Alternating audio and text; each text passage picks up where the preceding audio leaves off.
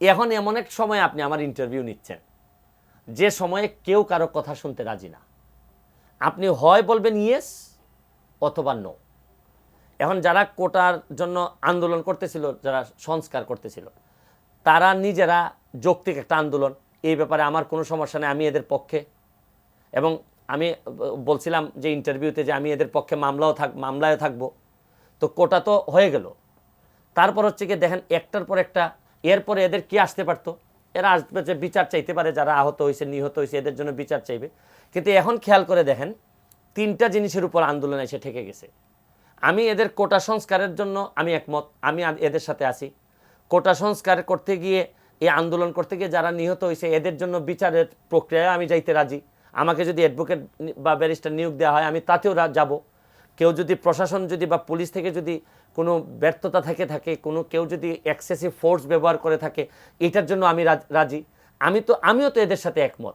কিন্তু একটা জায়গায় আমি এদের সাথে একমত না, এটা হচ্ছে গিয়ে যে জামাত বিএনপি এবং জঙ্গিদের সাথে মিলে এরা যে এদের যে প্রাধান্য এখন এই আন্দোলনে, জামাত বিএনপির প্রাধান্য তো এখন সবচেয়ে বেশি।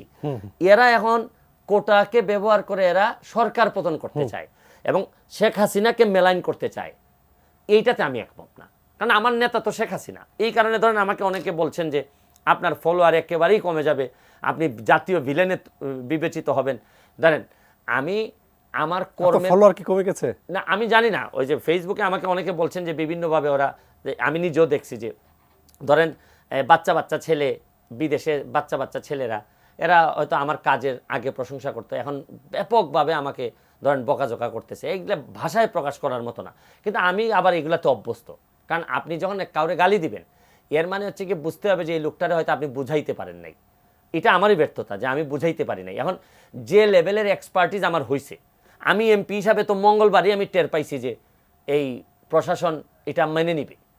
আমি তো এই জন্যই বলছিলাম যে 2টা দিন ওয়েট করেন আপনারা, কারণ আমার কাছে একটা সিক্স সেন্স আমার কাজ করতেছে। আমি জানি যে এরা কোটা সংস্কার চায়, কারণ কোর্ট যদি রবিবারে এটা মেনে নেয় তাহলে তার আন্দোলনের দরকার ছিল। আমি তো ওইটাই বলছি যে ভাই আপনারা কোর্টের উপরে একটু 2টা দিন ওয়েট করেন, যদি না পারেন আপনারা আবার আন্দোলন করেন। কিন্তু ওই সময় তো চলে আসছে অন্য পার্টি, ছাত্রদের কোনো দোষ নাই, ছাত্ররা তো এখানে তো ওইভাবে নেতৃত্ব কেউ দিচ্ছে না। এখানে একটা যৌক্তিক আন্দোলন নিয়ে আমিও তো যখন ছাত্র ছিলাম, যৌক্তিক আন্দোলন হইলে আমিও তো গেছি। আমার 500 প্রশ্ন ছিল যে ওইটার জন্য আমি আন্দোলনে, আমার মনে আছে আমি গেছি। এখানে ছাত্রদের কোনো বিষয় না। এবং যারা মারা গেছে তারাও কিন্তু ইনোসেন্ট ভিকটিম, তাদের কোনো দোষ ছিল না।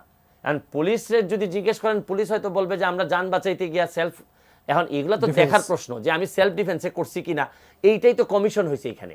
তো আলটিমেটলি আপনার সাথে আমি কোটা সংস্কার পর্যন্ত আছি আন্দোলনে, আপনার সাথে আমি বিচারের প্রক্রিয়ায় আছি। কিন্তু আপনি যদি এই প্রক্রিয়ার মধ্যে ভিতরে যদি লুকাই থাকেন যে আপনি এই সরকারের পতন করতে চান বা গণভবন দখল করতে চান অথবা আমার নেতা শেখ হাসিনাকে আপনি মেলাইন করতে চান, তাহলে আমি আপনার সাথে নাই। আমার নেতা শেখ হাসিনা, এই কারণে আপনি আমাকে যত ইচ্ছা আপনি আমাকে ধুলাই করতে পারেন, আপনি আমার আনফলো করে আপনি আমাকে জাতীয় বেঈমান হিসাবে ঘোষণা করতে পারেন, কিন্তু আমি যার আগে থেকে ছিলাম, কারণ আমার চরিত্র সম্পর্কে আপনাদের জানা